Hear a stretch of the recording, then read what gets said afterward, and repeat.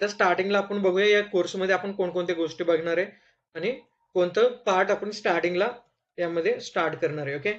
आता मन म्हणजे काय असणार आहे बघा. मन म्हणजेच काय असणार आहे तुमचं MongoDB. ओके. डेटाबेस आहे MongoDB. त्यानंतर एक्सप्रेस JS आधी पण डिस्कस केलेलं आहे, काही नवीन आहे त्यामध्ये तुम्हाला नवीन स्टुडंट आहेत आपल्याकडे त्यामुळं हा मी थोडं एक्सप्लेन करतो यामध्ये React.js आणि Node.js. ओके. त्यामध्ये बघा मर्नमध्ये आपण मर्नचं मिनिंग काय असणार आहे पहिल्यांदा MongoDB असणार आहे, ई फॉर काय असणार आहे एक्सप्रेस.js असणार आहे, आर फॉर काय असणार आहे React.js आणि एन फॉर काय असणार आहे तुमचं Node.js. ओके. या चारींचं मिळून तुमचं काय बनलेलं आहे मर्न स्टॅक बनलेलं आहे. ओके. वर्डमध्ये सगळ्यात जास्त यूज करतात सध्याला ट्रेंडिंगला येतो मर्न स्टॅक. ओके. त्यामध्ये मर्न स्टॅक आपण काय करणार आहे वर्ल्डमध्ये सगळ्यात जास्त यूज केला जाणारा वेब डेव्हलपमेंटसाठी यूज केला जाणारा लँग्वेज आहे. ओके. त्यामधला जे MongoDB आहे ते डेटाबेस आहे, एक्सप्रेस.js बॅकएंड आहे, React.js हा फ्रंट एंड आहे आणि Node.js काय तर रन टाइम एन्व्हायरमेंट आहे. ओके. या चारही गोष्टीचं मिळून आपलं मर्न स्टॅक यामध्ये क्रिएट झालेला आहे. ओके. जर तुमचा कोर्स कंप्लीट झाला मर्न स्टॅक तुमचे कंप्लीट झाल्यानंतर तुम्हाला एकूण जॉब ऑपॉर्च्युनिटीज कोणकोणते क्रिएट होतात बघा यामध्ये. ओके. तर तुम्ही टोटल तुमचं पोझिशन काय असणार आहे किंवा तुम्ही कोणकोणते डेव्हलपर होणार आहे पहिला डेव्हलपर तर तुम्ही काय होणार आहे तर यामध्ये मर्न स्टॅक फुल जे मर्न स्टॅक डेव्हलपर म्हणून तुम्ही काय करणार आहे त्यामध्ये काम करणार म्हणजेच त्याला सगळ्याच गोष्टी येणार आहेत. ओके. सेकंड काय असणार आहे डेटाबेस अनालिसिस यामध्ये MongoDBचा यूज करून फक्त MongoDB मधलं जे काय डेटा असेल ते मॅनेज करण्याचं काम MongoDB डेव्हलपर म्हणून त्यामध्ये करता येणार आहे. ओके. पहिला हा जॉब झाला मर्न स्टॅक म्हणजे फुल स्टॅक डेव्हलपर असणार आहे त्याला सगळ्याच गोष्टी जमतात डेटाबेसवरती काम करण्यासाठी MongoDB असणार आहे. एक्सप्रेस जेएस नुसार आपण तुम्हाला जॉब वॅकन्सी कोणती असणार आहे तर बॅक एंड डेव्हलपर. ओके. जे front end back end database मधलं बॅक एंड डेव्हलपर आणि रिॲक्ट काय असणार आहे तर तुमचा फ्रंट एंड डेव्हलपर. टोटल किती झाले 4 जॉब्स वॅकन्सी झाले आणि Node.js हा रन टाइम एन्व्हायरमेंट आहे बॅक एंड मधून पण ह्याला यूज केला जातो. ओके. कसं करायचं मी हे दोन्ही गोष्टी तुम्हाला सांगणार आहे. ओके. तरी टोटल तुम्हाला 5 वॅकन्सीज क्रिएट होतात. ज्या ठिकाणी रिॲक्ट असेल त्याच्या बॅकएंडला ह्या दोन गोष्टी तुम्हाला यायलाच पाहिजेत आणि ज्या ठिकाणी तुमचं रिॲक्ट एक्सप्रेस.js असेल Node.js असेल त्या ठिकाणी तुम्हाला MongoDB डेटाबेस काय करावं लागणार आहे यूज करावाच लागणार आहे. ओके. एकंदरीत असं समजून घ्या की मर्न स्टॅक मध्ये जर काम करायचं असेल तर या सगळ्याच गोष्टी तुम्हाला यायला पाहिजेत. ओके. तर आता मी सिक्वेन्स चेंज करत नाहीये सेम ॲज इट इज नावाप्रमाणेच डेटाबेस स्टार्ट करतोय आज त्यानंतर एक्सप्रेस.js React.js आणि Node.js. ओके. आणि जे React.js असणार आहे ते टीवायला सब्जेक्ट आहे आताच्या सेमिस्टरला पण आपलं जे React.js काम असणार हे पूर्णपणे काय असणार आहे डिफरंट असणार आहे as per syllabus. Okay. Syllabus नुसार आपण घेणार नाही येतो जसं इंडस्ट्रीमध्ये काम केलं जातं किंवा प्रोजेक्ट वरती काम करतात त्या बेसवर आपण React.js घेणार आहे. ओके. तर पहिल्यांदा मी MongoDB कशामुळे घेतोय तर त्या पाठीमागे रिझन आहे. जर मी पहिल्यांदा रिॲक्ट चालू केलं तर मला बॅकएंड आणि MongoDBच्या वेळेस हे दोन्ही पण एकाच वेळेस काय करावं लागतात घ्यावं लागतात. कारण जर तुम्ही बॅकएंड जर यूज करत असाल तर बॅकएंड मधला डेटा सेव्ह करण्यासाठी तुम्हाला MongoDB यूज करावा लागणार आहे. मग यामध्ये आपला एकाच वेळेस दोन लँग्वेज वरती काम करावं लागणार किंवा समजून घ्यावं लागणार आहे. त्यासाठी मी पहिल्यांदा MongoDB वरती काम करतोय जेणेकरून पुढे जाऊन तुम्हाला एक्सप्रेस.js जर झालं तर आपण ह्या दोघांचं इझिली काय करू शकतो कॉन्फिगर करून त्यामध्ये डेटा सेव्ह असेल किंवा प्रोजेक्ट असेल किंवा बॅकएंडचे कोड असेल ते आपण या दोन्हीचं यूज करून बनवू शकतोय. ओके. त्यासाठी आपला पहिला पार्ट यामधलं कोणता असणार आहे तर MongoDB असणार आहे. ओके. MongoDB काय असणार आहे कसं असणार आहे किंवा कसं इन्स्टॉल करायचं त्यामध्ये डेटा कसं सेव्ह करायचं त्यासाठी कोणकोणत्या गोष्टी रिक्वायरमेंट असणार आहेत ते आपण काय करणार आहे बघणार आहे. ओके. आजच्या लेक्चरमध्ये फक्त MongoDBचं काय असणार आहे आपला थेरॉटिकल पार्ट असणार आहे त्या पार्टचा यूज करून तुम्ही पुढे जाऊन काय करणार आहे इंटरव्ह्यू वगैरे क्रॅक करणार आहे. एक गोष्ट लक्षातच ठेवायचं आहे मर्न स्टॅक वरती ज्यावेळेस तुम्ही जॉबसाठी जाणार आहे त्यावेळेस MongoDB वरती क्वेश्चन्स कंपल्सरी ते विचारणारच आहेत डेटाबेस वरती. ओके. तर पहिला क्वेश्चन यामध्ये आपण पहिला पार्ट बघणार आहे तर MongoDB म्हणजे काय. ओके. MongoDB नेमकं काय काम करतं त्याचं डेफिनेशन काय करता येईल. ओके. ते आपण काय करूया MongoDB काय असणार आहे ते एकदा चेक करूया. ओके. पहिला पार्ट आजच्या लेक्चरचा असणार आहे आपला MongoDB. MongoDB काय असणार आहे MongoDB. ओके. MongoDB काय असणार आहे बघा तर एक ओपन सोर्स ओके, पहिल्यांदाच ओपन सोर्स वर्ड आलेला आहे, ओपन सोर्स. ओके, मोंगोडीबी काय असणार आहे तुमचा ओपन सोर्स असणार आहे. Open source document oriented non SQL database management system. Okay, document oriented non SQL database management system. Okay, management system मी टाईप करत नाहीये यामध्ये. ओके, डेटाबेस मॅनेजमेंट सिस्टीम समजून घे, पूर्ण वर्ड मी त्यामध्ये टाईप केलेलं नाहीये. ओके, आता हे पूर्णपणे वर्ड बाय वर्ड समजून घेऊया. मी काय सांगितलं, मोंगोडीबी काय असणार आहे, ओपन सोर्स असणार आहे, document oriented non SQL database management system. हे जे असणार आहे ते 3 पार्ट्स मिळून बनलेलं आहे. ओके, डेफिनेशन पहिला बघा यामध्ये काय असणार आहे, तर पहिल्या पार्ट्स मध्ये आपण काय सांगितलं यांना की ओपन सोर्सचं मिनिंग काय असणार आहे, तर जे मोंगोडीबी बनवण्यासाठी जे काही त्यांनी सोर्स कोड राईट केलेलं असणार आहे किंवा जे काही तुमचं मोंगोडीबीचं प्रोजेक्ट त्यांनी बनवलंय त्याचं कोड तुमचं इंटरनेटवरती काय होतं, इझिली अवेलेबल होतं. त्याला काय म्हटलं जातं, ओपन सोर्स म्हटलं जातं. ओके, ते इझिली कसं अवेलेबल होतं बघा, मी ह्याचं मोंगोडीबीचं जर मला सोर्स कोड बघायचं असेल, ओके, तर मी काय करू शकतो बघा, गिटअप मी सर्च केलं, मोंगोडीबी सर्च केलं, तर पहिला जे लिंक ओपन होईल ते तुम्ही ओपन करा. जे काही आपण मोंगोडीबी डेटाबेस यूज करणार आहे ते कशामध्ये बनवले सगळ्या गोष्टी या ठिकाणी त्यांनी दिलेल्या आहेत. ओके, हे त्याचे फाईल्स सगळे असणार आहे, त्यामुळे तो काय असणार आहे, ओपन सोर्स असणार आहे.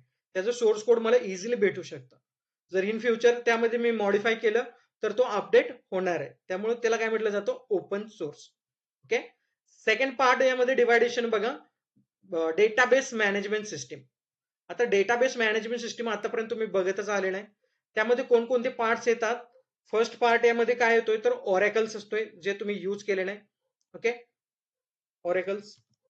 त्यानंतर तुम्ही यूज केलेला आहे एसक्यूएल. त्यानंतर सिक्वलाइट जे डिझांगोसाठी यूज करतात. आणि चौथा पार्ट यामध्ये तुम्ही यूज केलेले असेल पोस्टग्रेल.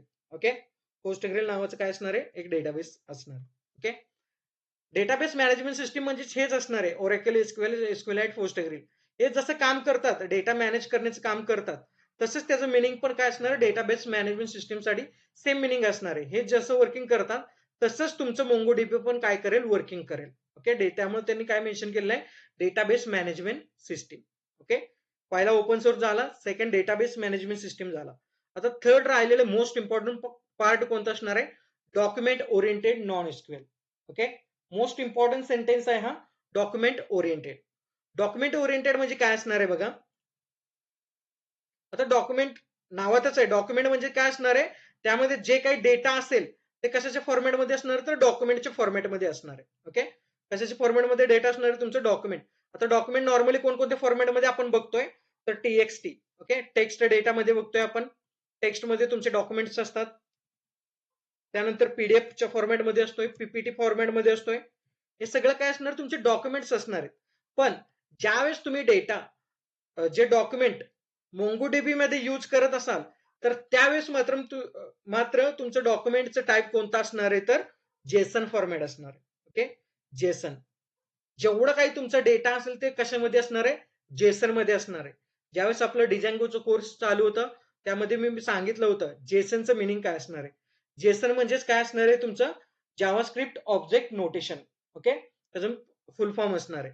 आणि जेसन हा ऑलवेज कर्ली ब्रॅसेस मध्ये लिहिला जातो आणि ते कशामध्ये असणार आहे, की व्हॅल्यू पेअर मध्ये. ओके, त्याला की म्हटलं जातं आणि नंतर जे काही तुम्ही व्हॅल्यू देणार आहे त्याला व्हॅल्यू म्हटलं जातं. ओके, की व्हॅल्यू पेअर मध्ये जेवढं काही डेटा आपण डेटाबेस मध्ये मोंगोडीबी मध्ये सेव्ह करणार आहे ते कशाच्या फॉर्मॅटमध्ये आपण लिहिणार आहे, तर जेसनच्या फॉर्मॅटमध्ये लिहिणार आहे. ओके, त्यामुळं त्याला डॉक्युमेंट ओरिएंटेड नॉन एसक्यूएल म्हटलं जातं. ओके, तिन्हीचं मिनिंग समजलं असेल तुम्हाला. ओपन सोर्स म्हणजे त्याचं सोर्स कोड इझिली अवेलेबल होतं. डेटाबेस मॅनेजमेंट सिस्टीम म्हणजे ओरेकल वगैरे जे असणार सेम त्याच पद्धतीने तुमचा डेटा इन्सर्ट, अपडेट, डिलीटचं सगळं काम करणार आहे. डॉक्युमेंट ओरिएंटेड नॉन एसक्यूएल म्हणजेच त्यामध्ये डॉक्युमेंट फॉर्मॅटमध्ये तुमचा डेटा असणार आहे, पण त्यातल्या त्यात कोणता डेटा आपण यूज करणार आहे, जेसनचा डेटा आपण यूज करणार आहे. ओके, हे असणार तुमचं मोंगोडीबीचं definition. MongoDB is a open source document oriented non-SQL database management system. Okay, I hope तुम्हाला डेफिनेशन समजलं असेल. इंटरव्ह्यू मध्ये पहिलाच क्वेश्चन असतो की MongoDB काय असणार. ओके, त्यानंतर बघा सेकंड पार्ट. आता MongoDBचं डेफिनेशन तर बघितलं आपण. ओके, पहिला लेक्चर आपला थेरॉटिकलच आहे, त्यामुळं यामध्ये मी काही कोडिंग वगैरे करत नाहीये. फक्त थेरॉटिकली हा लेक्चर समजून घ्या. पुढच्या लेक्चर पासून इन्स्टॉलेशन आणि जे काही तुमचं काय म्हटलं जाईल त्याला कोडिंगचं पार्ट असेल ते उद्याच्या लेक्चर पासून स्टार्ट होईल. पण हे इंटरव्ह्यूच्या दृष्टीनं आणि तुम्हाला समजण्यासाठी इम्पॉर्टन्स असल्यामुळे मी आधीच घेतोय. ओके, सेकंड पार्ट काय असणार आहे बघा. MongoDB कुणी डेव्हलप केलेलं आहे ते बघायचं आहे आपल्याला. Okay, MongoDB. ओके, तर बघा एक मी डायग्राम तुम्हाला यामध्ये रिप्रेझेंट करेन. MongoDB काय असणार आहे तर कुणी डेव्हलप केलेलं असणार आहे तर 10 जेन नावाच्या कंपनीनं काय केलेलं आहे ते डेव्हलप केलेलं आहे. कोणत्या? 10 जेन नावाच्या कंपनीनं. या ठिकाणी तुम्हाला डायग्राम डिस्प्ले होत असेल बघा. MongoDB कोणत्या कंपनीने डेव्हलप केलेलं आहे तर 10 जेन. पुढे जाऊन त्याच कंपनीचं नाव काय झालेलं आहे? MongoDB झालेलं आहे. ओके, त्यामध्ये तुम्ही बघू शकता कोणत्या कंपनीने डेव्हलप केलेलं आहे तर 10 जेन आणि पुढे जाऊन त्याचं नाव कशामध्ये कन्वर्ट केलेलं आहे त्यांनी MongoDB मध्ये कन्वर्ट केलेलं आहे. ओके, ह्या ठिकाणी पण दिलेलं आहे मी, it is created by company 10 gen. त्यालाच काय म्हटलं जातं? MongoDB पण म्हटलं जातं. आणि त्याचे फाउंडर कोण असणार आहे तर इलोट ओरोविट्स अँड डिवाइट मेरीमन इन 2007. ओके, या दोघं सायंटिस्टनी काय केलेलं आहे 2007 मध्ये डेव्हलप केलेलं आहे. पण आपल्या युथ साठी तो कधी आलेला आहे तर 2009 मध्ये आलेला आहे. ओके, तर MongoDB कोणत्या कंपनीने क्रिएट केलेलं आहे? 10 जेननं. त्यालाच म्हटलं जातं MongoDB, पण त्या कंपनीला म्हटलं जातं. ते MongoDB का म्हटलं जातं, हा नाव कुठून आलेलं आहे ते पुढच्या कन्सेप्ट मध्ये आपण बघणारच आहे. ओके, तर ते सायंटिस्ट या दोघांनी काय केलेलं आहे ते डेव्हलप केलेलं आहे 2007 मध्ये. ओके, पण ते यूज कधीपासून आपण करतोय तर 2009 पासून त्यांनी त्याचं फर्स्ट व्हर्जन काय केलेलं आहे यामध्ये डेव्हलप केलेलं आहे. ओके, MongoDB 10 जेन नावाची कंपनीने क्रिएट केलेलं आहे, त्यालाच MongoDB पण म्हटलं जातं आणि ह्या सायंटिस्टने ते डेव्हलप केलेलं आहे. ओके, या पद्धतीनं MongoDBचा जी कंपनी असेल त्यांनी ते डेव्हलप करून दिलेलं आहे आपल्याला. ओके, नेक्स्ट बघा यामध्ये आता MongoDB डेव्हलप कोणी केलेलं आहे ते पण आपण बघितलं. आता हा MongoDB हा वर्ड कुठून आलेला आहे आणि MongoDBचं मिनिंग काय असणार आहे ते आपण काय करूया समजून घेऊया. ओके, या ठिकाणी आपण काय सांगतोय की MongoDB आहे आपला. ओके, MongoDB हा दोन वर्डचा मिळून बनलेला आहे. ओके, पहिला मोंगो आणि दुसरा डीबी. डीबी म्हणजेच काय असणार आहे? Database.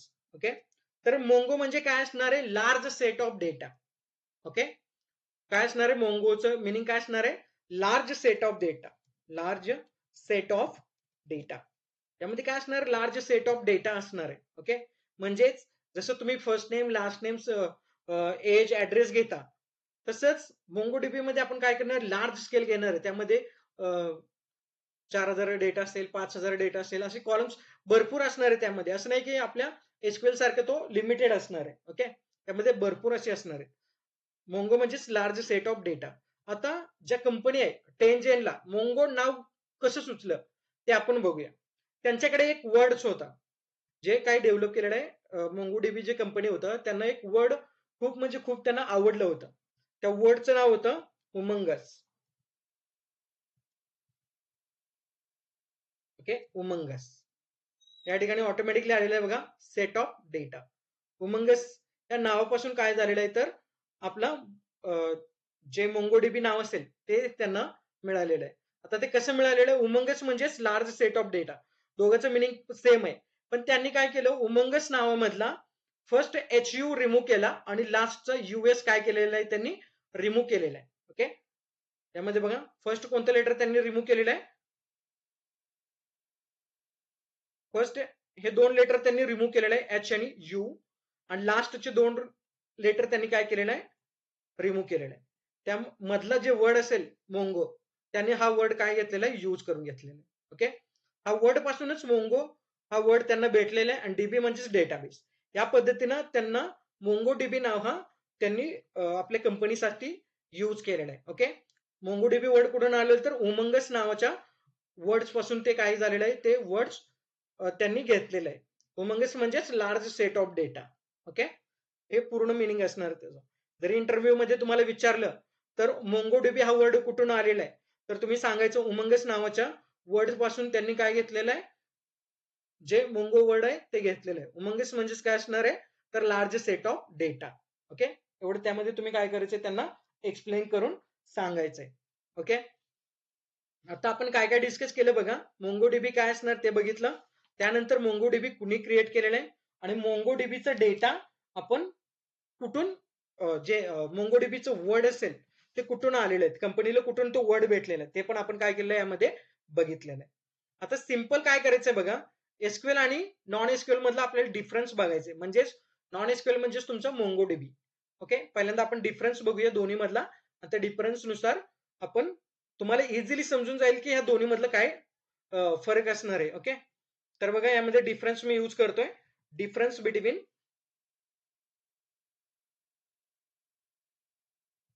Difference between SQL and non SQL. Okay, आता तुम्ही सांगायचंय मला एसक्यूएल म्हणजे काय असणार आहे, एसक्यूएल स्टँड फॉर काय असेल? Structure query language. Structure query language. आता स्ट्रक्चर क्युरी लँग्वेज म्हणजे ह्याच्याकडे काय असणार आहे, फिक्स त्याचं स्ट्रक्चर असणार आहे, ते तुम्ही चेंज करू शकत नाहीये. ओके, फर्स्ट तर तुम्हाला समजलं की एसक्यूएल म्हणजे काय असणार आहे, स्ट्रक्चर क्युरी लँग्वेज. ओके, तर मला एसक्यूएलचं एखादं एक्झाम्पल सांगता येईल तुम्हाला? सपोज माझ्याकडे असेल स्टुडंट नावाचा टेबल आणि त्यामध्ये आपल्याकडे कॉलम्स असेल. ओके, आपल्या टेबलचं नाव काय, स्टुडंट आहे. ओके, आणि त्यामध्ये कॉलम्स आपण काय यूज करतोय, रोल नंबर, बरोबर आहे, त्यानंतर नेम, त्यानंतर सपोज एज आणि ऍड्रेस. ओके, तर सपोज करा आपल्याकडे हे चार काय असणार, कॉलम असणार, बरोबर आहे, आणि चार कॉलम्स मध्ये कन्सिडर करा माझ्याकडे दोन डेटा आहेत. ओके, एक रोल नंबर मध्ये डेटा आहे माझा 1, नेम असेल यस आणि एज असेल 18 किंवा 15, ऍड्रेस XYZ काय असेल. ओके, एक डेटा आहे. तर मला 2 नंबरचा रेकॉर्ड जर यामध्ये इन्सर्ट करायचं असेल तर मला कोणकोणता डेटा यामध्ये इन्सर्ट करावा लागेल? जेवढे फील्ड असेल तेवढं सगळं डेटा इन्सर्ट करावं लागेल का मी कोणतेही तिन्ही फील्ड यामध्ये यूज करू शकतो किंवा 2 फील्डचा डेटा फक्त यामध्ये एंटर करू शकतोय? सेकंड रेकॉर्ड आपल्याला इन्सर्ट करायचंय, मग मला सगळ्याच गोष्टी इन्सर्ट कराव्या लागतील की फक्त नेमच इन्सर्ट करावं लागेल? फक्त नेम इन्सर्ट केल्यावर नंतर मला एरर शो करेल की सक्सेसफुली रन होईल एसक्यूएल मध्ये? काय होईल? Error show. ओके, कारण एरर शो करेल. कशामुळे एरर शो करणार आहे? स्ट्रक्चर क्युरी लँग्वेज असणार आहे. जर तुमच्याकडे कॉलम 4 कॉलम असतील तर तुमचा डेटा पास करताना तुम्ही किती डेटा पास करावं लागणं कंपल्सरी आहे यामध्ये? तर 4 डेटा पास करणं काय असणार आहे, कंपल्सरी असणार आहे. ओके, हेच प्रॉब्लेम असणार आहे एसक्यूएलचा. ओके, की त्यामध्ये तुम्हाला जे स्ट्रक्चर असेल ते काय असणार आहे, फिक्स असतो. त्यामध्ये तुम्ही डेटा काय करू शकत नाहीये, तर चेंज करू शकत नाहीये. जर सेकंड जर मला रेकॉर्ड यामध्ये द्यायचा असेल तर मी काय करू शकतोय, 2, त्यानंतर रेकॉर्ड काय असेल बी, एज मी दिलं 17 आणि ऍड्रेस मी दिलं समथिंग. ओके, तर या सगळं रेकॉर्ड्स तुम्हाला काय करावं लागतात, यामध्ये ऍड करावं लागतं. ओके, आता आणखी एक मी स्लाइड दाखवतो जेणेकरून तुम्हाला इझिली समजून जाईल. ओके, एसक्यूएलच्या स्लाइड साठी मी काय यूज करतोय. ओके, इथं बघा एक आपल्याकडे स्लाइड मी यूज करतोय. एसक्यूएल आहे, कॉलम्स टेबल कोणता, स्टुडंट आहे, सब्जेक्ट आहे, ग्रेड आहे. इथं मला काय करावं लागतं, 3 टेबल यूज करावं लागतं, बरोबर आहे. पहिला टेबल आपण student ID, first name, last name, age, grade, ह्यामध्ये फॉरेन की यूज करावा लागतोय. त्यानंतर कोणताही पब्लिक की यूज करावा लागतोय. ह्या गोष्टी यूज कराव्या लागतात. ओके, हे कॉलम्स असणार आहेत, हे रोज असणार. या ठिकाणी जर आपल्याला तिसरा डेटा यूज करायचा असेल तर मला काय करावं लागतोय, आयडी यूज करावा लागतोय, फर्स्ट नेम यूज करावा लागतोय, लास्ट नेम यूज करावा लागतोय, एज पण मला काय करावं लागतोय यामध्ये एंटर करावं लागतोय, ग्रेड पण एंटर करावं लागतोय. यामध्ये असं नाही की मी फक्त स्टुडंट आयडी यूज करतोय, फर्स्ट नेम देतोय, लास्ट नेम देतोय, हे नाही एंटर केलं तरी त्यामध्ये माझं सक्सेसफुली रन होईल, नाहीये. मला हे पण काय करावं लागणार आहे, कंपल्सरी काय करावं लागणार आहे, रन करावंच लागणार आहे. ओके, हे झालं फर्स्ट टेबल. आणि सेकंड टेबल काय केलं, स्टुडंट जे सब्जेक्ट आहे त्यांनी काय केलेलं आहे, फॉरेन की आणि जे तुमचं फॉरेन की असेल किंवा पब्लिक की असेल या दोघांचं कॉम्बिनेशन करून दुसरा टेबल तुम्ही काय करता, एकमेकाशी जॉईन करता. ओके, यामध्ये टेबल पण तुमचा एक वाढतोय आणि त्याचबरोबर त्याचे कॉलम्स पण वाढतायत आणि दुसऱ्या टेबलमध्ये जात आहे. ओके, आणि तिसरा सेम ग्रेड साठी, तिसऱ्या ग्रेड मध्ये तुम्ही काय केलं, या टेबलचं तुम्ही काय घेतलेलं आहे, आयडी घेतला फॉरेन कीचा यूज करून. ओके, त्या ठिकाणी परत काय घेतला, सब्जेक्ट घेतला आणि हा तुमचा एक्स्ट्रा डेटा. यामध्ये स्ट्रक्चर क्युरी लँग्वेजचा हाच प्रॉब्लेम आहे की तुम्ही लार्ज स्केल जर आहे तर मी डायरेक्ट ह्या ठिकाणी सब्जेक्ट लिहू शकत नाही का, त्यामध्ये सब्जेक्ट नेम लिहू शकत नाही का, किंवा मार्क्स असेल एकमेकांबरोबर कंबाईन करू शकत नाही का. तर यामध्ये लार्ज स्केल डेटा जातोय, कॉलम्स काय होतं त्याची लेंथ जास्त वाढते आणि ते हँडल करण्यासाठी आपल्याला काय जातं, अवघड जातं. त्यामुळे आपण काय करतोय, जे प्रॉपर डेटा असेल ते काय करतोय यामध्ये सगळं इन्स्टॉल करतोय. ओके, हा प्रॉब्लेम आपल्या एसक्यूएल मध्ये, कारण त्याचं स्ट्रक्चर काय असणार आहे, फिक्स असणार आहे. ओके ओके, मी डिलीट करतो हा पोस्ट. ओके, समजलं असेल तुम्हाला जे एसक्यूएल असेल ते काय असणार आहे. एसक्यूएल काय असणार तर तुमचं स्ट्रक्चर क्युरी लँग्वेज असणार आहे. त्याचा यूज करून तुम्ही काय करणार, डेटाबेस मध्ये डेटा फक्त स्ट्रक्चरली आणि जेवढं तुम्ही कॉलम्स असेल तेवढंच तुम्ही डेटा काय करावं लागणार आहे, मला एंटर करावं लागणार आहे. पण आता आपलं जे कन्सेप्ट आहे मोंगोडीबी आहे तो काय असणार आहे, नॉन एसक्यूएल असणार आहे. ओके, मोंगोडीबी काय असणार आहे, नॉन एसक्यूएल असणार आहे किंवा नो एसक्यूएल असणार आहे. ओके, नॉन एसक्यूएल म्हणजे काय असणार आहे, त्याला स्ट्रक्चर असणार आहे का. आता पहिली गोष्ट तुम्ही सांगितलं नॉन एसक्यूएलचं मिनिंग काय असणार आहे, नो, आणि एसक्यूएलचं मिनिंग काय असणार आहे, structure query language. Okay, query language. Okay, यामध्ये आता स्ट्रक्चर नसणार आहे. आता नॉन एसक्यूएल जे आपण मोंगोडीबी यूज करतोय त्यामध्ये तुम्हाला कॉलम्स नसणार आहेत, रोज नसणार आहेत, काहीच नसणार आहे. फक्त काय असणार आहे तुमच्याकडे, जेसन डेटा. ओके, आणि जे काही जेसन डेटा असणार आहे ते तुम्ही कशाच्या फॉर्मॅटमध्ये लिहिणार आहे, तर कर्ली ब्रॅसेस मध्ये तुम्हाला काय करायचं, हा डेटा राईट करायचा आहे. ओके, यामध्ये मी राईट करतोय कर्ली ब्रॅसेस मध्ये. कर्ली ब्रॅसेस मध्ये पण व्हॅल्यू कशामध्ये असतात, जे ज्यांना पायथॉन झालेलं असेल, डिजांगो झालेलं असेल त्यांना जेसन फॉर्मॅट माहित आहे की कसं यूज होतं ते. ओके, जेसन फॉर्मॅट मध्ये पहिली व्हॅल्यू असतो त्याला की म्हटलं जातं. सपोज या ठिकाणी मी दिलं नेम. ओके, त्यानंतर कोलन असतोय आणि नेम हा स्ट्रिंग टाईप असल्यामुळे मी डबल कोट मध्ये ओके व्हॅल्यू पास करू शकतोय, माझं नाव मी त्यामध्ये पास केलेलं आहे. त्यानंतर मी सेकंड व्हॅल्यू या ठिकाणी घेऊ शकतोय, एज. ओके, आणि ह्या ठिकाणी मी एज आता नंबर मध्ये असणार आहे, तर या ठिकाणी मी 27 मेन्शन करू शकतो. ओके, हे असणार आहे तुमचं जेसन फॉर्मॅट मधला डेटा. माझ्याकडे नेम नावाचं आहे आणि एज नावाचा कॉलम आहे. ओके, पण ह्या दोन्ही मधला डिफरन्स समजून घ्या. आता माझ्याकडे दोनच कॉलम आहेत. सपोज मला सेम वाटलं की स्टुडंट नावाच्या टेबल मध्ये मला आणखी एक डेटा इन्सर्ट करायचंय. ओके, व्यवस्थित समजून घ्या. यामध्ये मी काय सांगतोय, पहिल्यांदा माझ्याकडे काय नेम आणि एज आहे, तर मला परत वाटलं की आणखी एक डेटा मला सेव्ह करून घ्यायचंय. ओके, ते पण मी कोणत्या फॉर्मॅटमध्ये सेव्ह करणार आहे, जेसन मध्येच सेव्ह करणार आहे सेकंड डेटा. आता सेकंड डेटा मध्ये मी काय करतोय, सेम नेम यूज करतोय. नेम मध्ये मी दिलं सपोज इशू.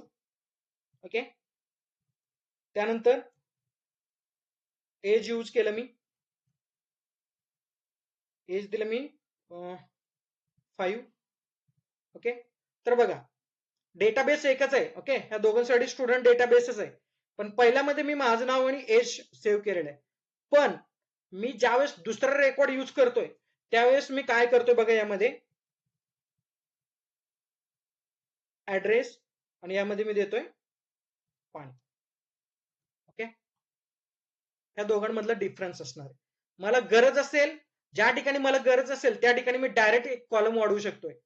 ओके, या ठिकाणी मला गरज नव्हतं, फक्त नाव आणि एज घेतलेलं आहे, एकाच टेबल मधले. ओके, दोन कॉलम्स आहेत, एज, नेम आणि एज. पण दुसरा रेकॉर्ड सेम कॉलम मध्ये, सेम टेबल मध्ये मी ज्यावेळेस एंटर करणार आहे त्यावेळेस मला जर वाटलं की मला ऍड्रेस पण द्यायचा सेकंड रेकॉर्डला, तर त्या ठिकाणी मी काय यूज केलं, ऍड्रेस यूज केला. दोन्हीमध्ये कॉलमचे जे काही असेल ते काय झालं, तर डिफरन्स झालेले आहे. पहिल्या रेकॉर्ड्स मध्ये 2 कॉलम्स आहेत, दुसऱ्या रेकॉर्ड्स मध्ये किती कॉलम्स असणार आहेत, 3 कॉलम्स असणार आहेत. ओके, पण डेटाबेस एकच आहे, ते एरर या ठिकाणी येणार नाहीये. ओके, तुमच्या एसक्यूएल मध्ये एरर येतोय कारण जेवढे कॉलम्स असणार तेवढा डेटा तुम्हाला एंटर करावा लागतोय. पण आपले नॉन एसक्यूएल मोंगोडीबी मध्ये काय असणार आहे, जर गरज असेल तर मी कितीही त्यामध्ये कॉलम्स ऍड करू शकतोय, त्यामध्ये मला एरर्स वगैरे शो करणार नाहीये. या ठिकाणी माझे 2 होते, मी या ठिकाणी 2 यूज केलं. सपोज करा तिसरा एक युजर आला यामध्ये, त्याला वाटलं आता एज, त्याला काय करायचंय, एज द्यायचं नाहीये. ओके, त्याला ते एज सांगायचं नाहीये. तर तो काय करणार आहे, आपल्या सेम डेटाबेस मध्ये येऊन नेम एंटर करेल. ओके, नेम एंटर करेल, त्यामध्ये एबीसी आपण काही देऊया. त्यानंतर एज त्याला द्यायचं नाहीये, तो ऍड्रेस देईल. ओके, ऍड्रेस मध्ये त्याने दिलं पाणी. तरी पण तुमचा डेटाबेस यामध्ये काय करणार आहे, तो एंटर करून घेणार आहे. ओके, त्यामध्ये बघा आपण तिन्ही मधला डिफरन्स आहे. 2 कॉलम्स होते तरी पण त्यानं घेतलं. परत एकाला वाटलं की त्याला ऍड्रेस पण द्यायचा आहे, एकाला वाटलं ऍड्रेस पण द्यायचा आहे, त्याने ऍड्रेस फील्ड ऍड्रेस नावाचा कॉलम ऍड केला, तरी पण त्यानं तो घेतला. त्यानंतर तिसऱ्याने काय केलं, त्याला एज सांगायचं नाहीये, म्हणजे एज त्याने कॉलमच घेतला नाहीये, 2च कॉलम घेतला, तरी पण त्यामध्ये तो वर्किंग करणार आहे. हे स्ट्रक्चर नाहीये ह्याला. ओके, कॉलम फिक्स नाही, इथं 2 आहेत, इथं 3 आहेत, इथं पण 2 आहेत, पण त्याचे व्हॅल्यू वेगवेगळे आहेत. ओके, त्यामुळे तो काय करणार, तो कोणता कन्सेप्ट असणार आहे, नॉन स्ट्रक्चर क्युरी लँग्वेज असणार आहे. ह्यामध्ये काही सिक्वेन्स वगैरे नसणार आहे. ओके, हे दोन्ही मधला डिफरन्स असणार आहे, नॉन एसक्यूएल एसक्यूएल. आणि नॉन एसक्यूएल मध्ये कोणकोणते कन्सेप्ट येतात, तर आपले मोंगोडीबी एक येतोय, बाकीचे कन्सेप्ट असणार आहे. स्लाइड मध्ये पण मी तुम्हाला दाखवतो कोणकोणते कन्सेप्ट असू शकतात, त्यामध्ये माझ्याकडे स्लाइड पण तो अवेलेबल आहे. ओके, नॉन एसक्यूएल मध्ये ओके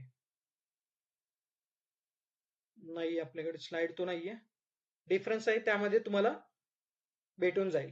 त्या ठिकाणी बघा, एसक्यूएलचा माय एसक्यूएल, पोस्टग्रिल आणि ओरेकल्स एसक्यूएल मध्ये येतात. मोंगोडीबी, कॅसेंड्रा आणि रेडियस हे कशामध्ये येतं, तर तुमचे नॉन एसक्यूएल मोंगोडीबी मध्ये हे येतात सगळे. ओके, नॉन एसक्यूएल मध्ये हे सगळे कन्सेप्ट येतात. आणि मोस्ट ऑफ दी जे मोंगोडीबी असेल किंवा नॉन एसक्यूएल असेल, ते सोशल मीडियासाठी जास्त करून यूज केला जातो. कारण सोशल मीडिया म्हणजे लार्ज स्केल ऑफ डेटा असतो, मल्टिपल फील्ड्स असतात, मल्टिपल कॉम्पोनंट्स असतात किंवा मल्टिपल युजर्स असतात. त्यामुळे हे सगळं कुठे यूज केलं जातं, सोशल मीडिया आणि गेमिंग मध्ये सगळ्यात जास्त ह्या गोष्टी यूज केल्या जातात. इथं ई कॉमर्स साठी एसक्यूएल, कारण तुम्ही जे शॉपिंगचं वेबसाईट बनवता त्याचं फिक्स स्ट्रक्चर असतं, प्रोडक्टचं नाव, त्याची क्वांटिटी, परत त्याचं प्राइस, परत काय असते ऍड टू कार्ड्स वगैरे जे काय असेल ते एक सिक्वेन्स नुसार तुम्हाला घ्यावा लागतो. त्यामुळे ई कॉमर्स साठी सगळ्यात जास्त काय यूज करतात, तर एसक्यूएल यूज करतात. आणि नॉन एसक्यूएल कशासाठी, सोशल मीडिया वेबसाईट साठी. आता नॉन एसक्यूएल साठी कोणकोणते डेटाबेस अवेलेबल आहेत बघा, मोंगोडीबी, कॅसेंड्रा, रेडियस. ओके, रेडियस आपण बघितलेला आहे, कॅसेंड्रा आपण नाही, यामध्ये आपण नवीनच आहे आपल्यासाठी. आणि मोंगोडीबी आता आपण बघतोय. हे माय एसक्यूएल तुम्ही बघितलेलं आहे, पोस्ट ग्रिल पण हाय आपलं डिजांगो मध्ये आपण यूज करू शकतोय, पण आपण यूज केलेलं नाहीये. ओरेकल आपला तुमचं झालेलं आहे. या दोन्ही मधला डिफरन्स आहे. ओके, आता फक्त सिंपल यामध्ये स्ट्रक्चर समजून घ्या, की एकच गोष्ट लक्षात ठेवायचं आहे, एसक्यूएल मध्ये तुमचा डेटा सिक्वेन्स नुसार तुम्हाला सगळं एंटर करावं लागतोय, पण नॉन एसक्यूएल मध्ये तुमचं त्यामध्ये तसं काहीच प्रॉब्लेम नाहीये. तुम्हाला वाटलं डेटा त्यामध्ये तुम्हाला घ्यायचंय, तुम्ही स्वतःहून त्यामध्ये कॉलम्स ऍड करू शकता, नसेल तर तुम्ही डझंट मॅटर. ओके, नॉन एसक्यूएलचा हा प्लस पॉईंट आहे, त्यामध्ये एरर पण शो करणार नाहीये, त्याची जे वर्किंग करण्याची जे स्पीड असेल ते पण काय असणार आहे, त्यामध्ये जास्त असणार आहे. ओके, हे दोन्ही मधला डिफरन्स असणार आहे. आता आपण आणखी एक डिफरन्स यामधला समजून घेऊया. नॉन एसक्यूएलचा एक झाला. आता मला आपण एक काय करूया, एक डायग्रामॅटिकल एक छोटस एक्सप्लेनेशन आपण बघूया. हे सपोज करा एसक्यूएल साठीचा टेबल आहे आपला, आणि आपला नॉन एसक्यूएल साठी. एसक्यूएल मध्ये काय असतो, आपल्या टेबलचं नाव आपण देतोय, या ठिकाणी मी मेन्शन करतोय टेबल नेम, एसक्यूएल साठीच आहे. ओके, हे टेबल नेम. ओके, आणि ह्या ठिकाणी पण देतो मी. ओके, टेबल नेम बघूया पहिल्यांदा. त्यानंतर काय असतं त्यामध्ये, यांना काय म्हटलं जातं, हे डेटा आहे आपला, आणि हे काय असणार आहे, रोज. ओके, हे तुमचं ए असेल, इथं बी असेल, आणि या ठिकाणी सी असेल. हे काय असणार आहे, कॉलम्स असणार आहेत. ओके, तर आपण एसक्यूएल मध्ये समजून घेताना कसं घेतोय, पहिल्यांदा तुमच्याकडे काय असतो, टेबलचं नाव. Okay, table name. इथं पण काय असणार आहे, तुमचं टेबलचं जे नाव असेल ते रिप्लेस कशाने होणार आहे, कलेक्शन मध्ये. ओके, आता आपण मोंगोडीबी यूज केलं तर टेबल नेम म्हटणार नाहीये, त्याला काय म्हणलं जाणार आहे, तर कलेक्शन्स म्हटलं जाणार आहे. ओके ओके, ह्याला कलेक्शन्स म्हटलं जातं. तुमच्या एसक्यूएल मध्ये टेबल नेम असेल ते कशानं रिप्लेस झाला, आता कलेक्शननं रिप्लेस झाला. ओके, पहिला यामध्ये काय असणार आहे, डिफरन्स. त्यानंतर जे तुमचे हे जे ए बी सी असणार हे काय असणार, तुमचे कॉलम्स असणार आहेत, आणि इथं हे काय असणार, तुमचे रोज असणार आहेत. जे तुमचे कॉलम्स आणि रोज तुमचे एसक्यूएल मध्ये असतात, तिथं माय एसक्यूएल मध्ये तुमचे कॉलम्स आणि रोज नसतात. तिथं काय असणार, तुमचे डेटा डेटा म्हणजेच काय असणार, डॉक्युमेंट्स असणार आहे. यांना काय म्हटलं जाणार आहे, तुमचे डॉक्युमेंट्स. ओके, सिंपल समजलं तुम्हाला. जर रो आणि कॉलम्स यांना काय आपण एसक्यूएल मध्ये म्हणतोय, पण मोंगोडीबी मध्ये काय असणार, ते डॉक्युमेंट्स असणार आहेत. जे तुमचे रोज आणि कॉलम्स मधलं जे काही डेटा असेल त्याला काय म्हटलं जाणार, डॉक्युमेंट्स म्हटलं जाणार आहे. आणि जे काही तुमचं टेबलचं नाव असेल ते रिप्लेस कशाने होणार आहे, तर कलेक्शननं रिप्लेस होणार आहे. Okay, collection. आता आपण असं म्हणणार आहे की टेबल नेम, आता आपण काय म्हणणार, कलेक्शन्स म्हणणार आहे. ओके, आणि जे काही तुमचे कॉलम्स आणि रोज असतील त्यांना काय म्हणणार आहे, आपण डॉक्युमेंट्स म्हणणार आहे. ओके, आणि एक गोष्ट आणखी लक्षात ठेवायचं, यामध्ये एका कलेक्शन मध्ये मल्टिपल डॉक्युमेंट्स असू शकतात. ओके, हे एक डॉक्युमेंट झालं.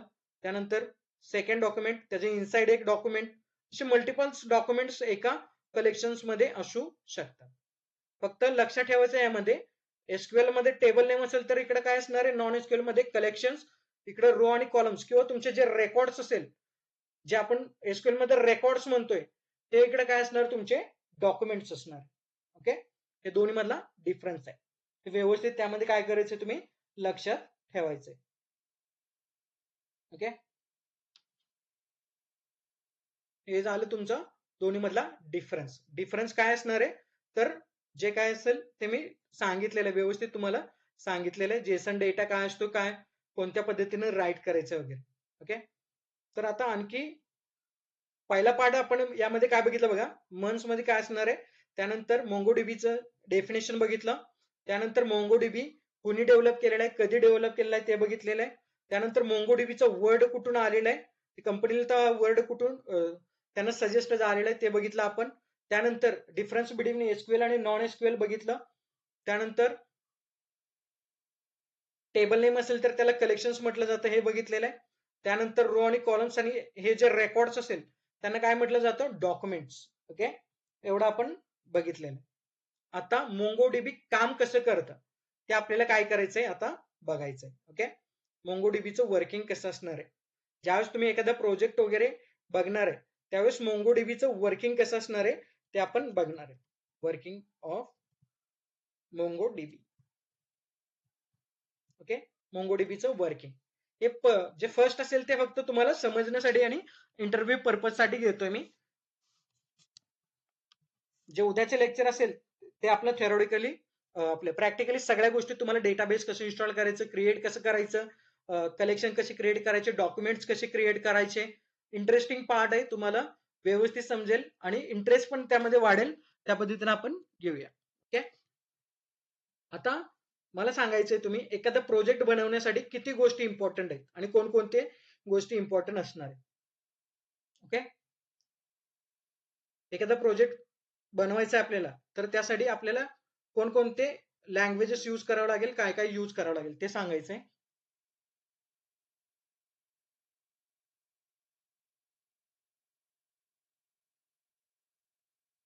ओके, प्रोजेक्ट किती पार्ट मध्ये डिवाइड करता तुम्ही. ओके, डिझायनिंग साठी काय यूज करता, बॅकएंड साठी काय यूज करता, हेच विचारतो मी. तर प्रोजेक्ट तुमचं किती पार्ट मध्ये डिवाइड होतं,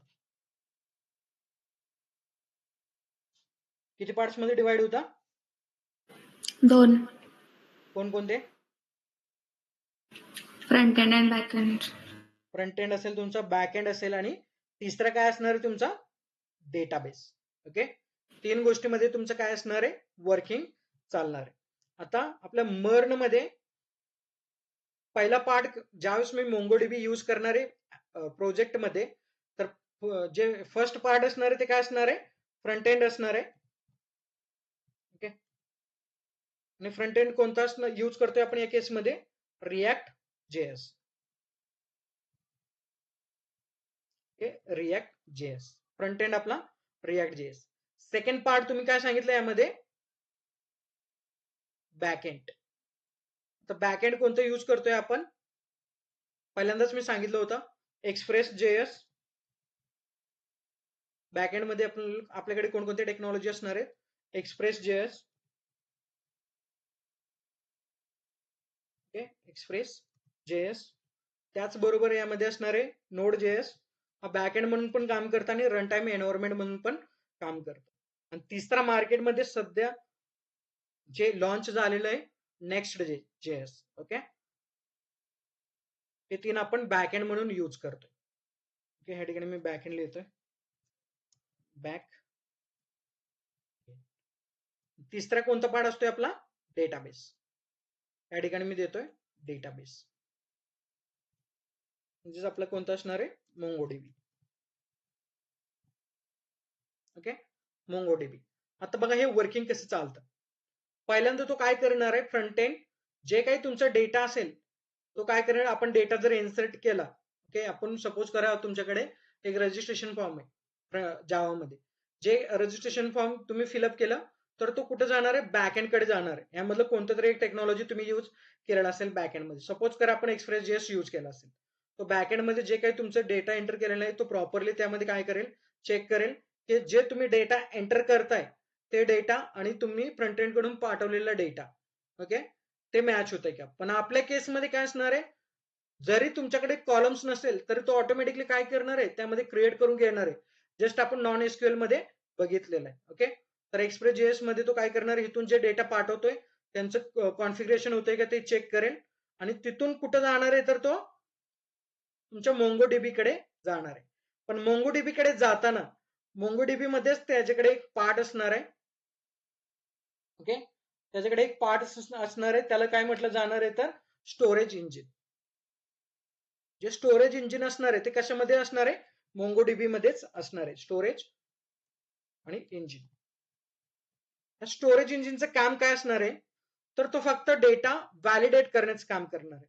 डेटा रीड करायचंय की राईट करायचंय ते काम कोणाचं असणार आहे? तुमचं फक्त स्टोरेज इंजिनचं काम असणार आहे. यामध्ये डेटा रीड करायचंय की राईट करायचंय. ओके, आणि ज्यावेळेस तुम्ही डेटा रीड आणि राईट करणार आहे त्यावेळेस तो कुठे जाऊ देणार आहे? तुम्हाला डेटाबेस कडे जाऊ देणार आहे. यामध्ये तुमचा डेटा काय करू शकणार आहे? तुम्ही रीड अँड राईट. आता रीड कधी करणार? राईट कधी करणार?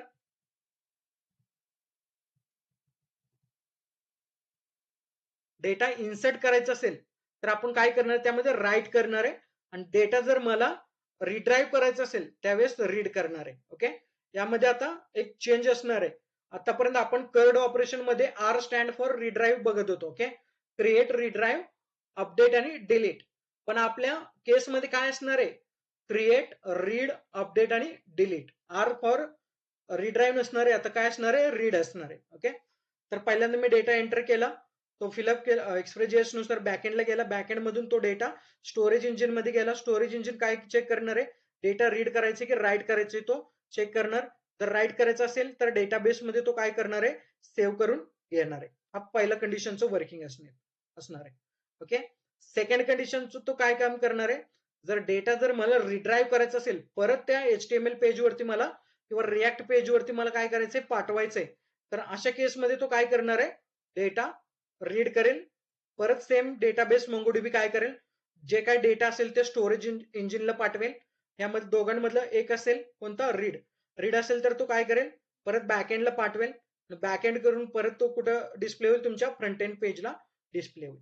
या पद्धतीने तुमचं मोंगोडीबी आणि तुमचं प्रोजेक्ट काय करणार आहे? वर्क करणार. फ्रंट एंड रिक्वेस्ट पाठवेल बॅकएंडला, बॅकएंड स्टोरेज इंजिन मध्ये मोंगोडीबी मध्येच असणार आहे.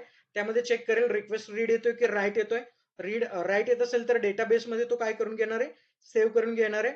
आणि सपोज एखाद्या वेळेस रिक्वेस्ट त्यांचा रीड आला, डेटाबेस मधून जे काही रिक्वेस्ट आला असेल तो डेटा घेणार, स्टोरेज इंजिनला पाठवणार आणि स्टोरेज इंजिन सेम डेटा परत बॅक एंडला पाठवेल. बॅक एंड करून सेम डेटा परत तुम्हाला कुठे डिस्प्ले होईल? फ्रंट एंडला डिस्प्ले होईल. ओके, हे त्याचं वर्क फ्लो असणार आहे मोंगो डीबीचा. ओके, आणि मर्ज स्टॅकचं ऍप्लिकेशन सेम याच पद्धतीने आपण काय करणार आहे? क्रिएट करणार आहे. फ्रंट एंड, बॅक एंड, त्यानंतर डेटाबेस. पण जर आपण एपीआय यूज केलं तर मी बॅक एंड आणि डेटाबेस पहिल्यांदा यूज करेन. आणि एपीआयचा यूज करून फ्रंट एंड डिझाईन करेल. ओके, एपीआय ज्या लोकांना माहित आहे ते कन्सेप्ट त्यांना इझिली समजेल. ओके, हे त्याचं काय असणार आहे, वर्किंग ऑफ मोंगोडीबी असणार आहे. तर लास्ट एकच पार्ट राहिलेला आहे बघा यामधला थेरॉटिकली, जेसन आणि बेसन.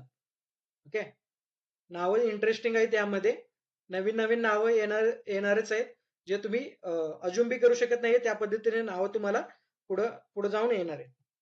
आता जेसन, जेसन काय असणार आहे बघा, जेसनचं लॉंग फॉर्म काय सांगितलं मी मागाशी, जेसनचं लॉंग फॉर्म काय सांगितलं होतं?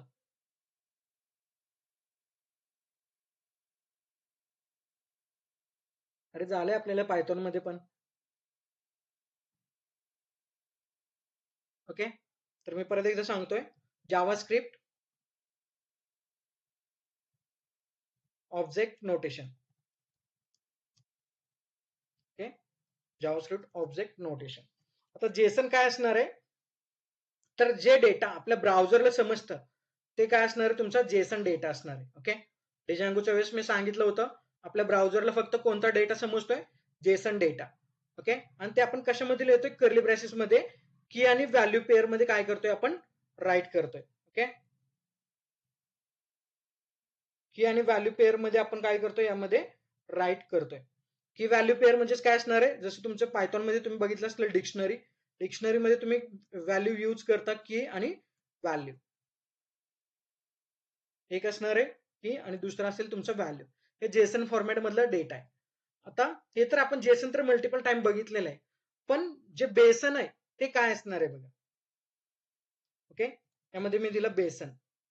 बेसन म्हणजेच काय असणार आहे, बायनरी जावास्क्रिप्ट ऑब्जेक्ट नोटेशन. काय असणार आहे, binary binary JavaScript object notation. Okay, binary JavaScript object notation. आता हे जे बेसनचं यूज करण्याची गरज काय पडली आपल्याला, जे काही आपण डेटा पाठवतोय, डेटा मोंगोडीबीला पाठवतोय ते कोणत्या फॉर्मॅटमध्ये पाठवतोय, तर तुम्ही जेसन फॉर्मॅटमध्ये पाठवता. पण ज्यावेळेस तुमचं डेटा मोंगोडीबी मध्ये सेव्ह होतं त्यावेळेस तो बायनरी फॉर्मॅटमध्ये सेव्ह होतं, त्यासाठी बेसनचं यूज केलं जातं. ओके, जेसन तुम्ही डेटाबेसमध्ये डेटा सेव्ह पाठवता, पण ते सेव्ह होताना मोंगोडीबी जे असणार आहे त्यामध्ये कशाच्या फॉर्मॅटमध्ये सेव्ह होणार आहे, तर बेसनच्या फॉर्मॅटमध्ये, बायनरी फॉर्मॅटमध्ये तो काय होणार आहे, सेव्ह होणार आहे. ह्या दोन्ही मधला डिफरन्स असणार आहे. जेसन आपण डेटा पाठवतोय पण बॅकएंडला तो डेटाबेसमध्ये सेव्ह कोणत्या फॉर्मॅटमध्ये करून घेतोय, तर BSON. Okay, binary JavaScript object notation. Okay, याचं पण एक स्लाइड माझ्याकडे अवेलेबल असेल, त्या स्लाइड मध्ये तुम्हाला समजून जाईल. पहिल्यांदा मला सांगा, बायनरी डेटा आपण रीड करू शकतो का?